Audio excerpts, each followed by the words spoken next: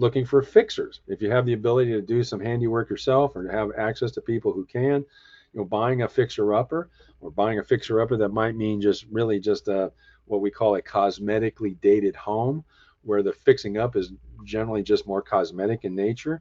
That could be a good way to get a home at a much more attractive price, a more affordable price, if you're willing to do the work to upgrade that home yourself, particularly if it's primarily cosmetic.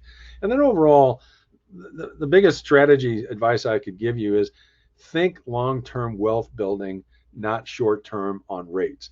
You've got to think long-term about wealth building and realize that if we can help you determine that current rates are affordable to you, even though you feel uncomfortable about that, we can help you in terms of get those seller concessions, get that seller credit. We'll apply that to your loan, get your loan payment, your loan rate subsidized lower.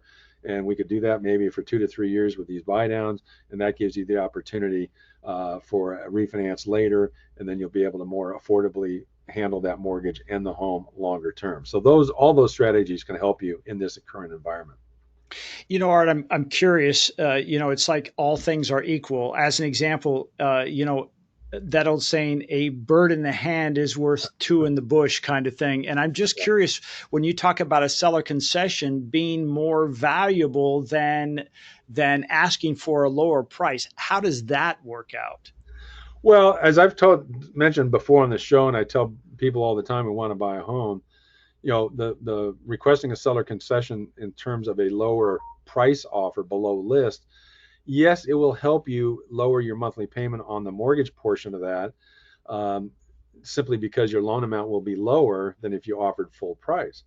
But you have to remember that is not that powerful in terms of lowering your monthly payment.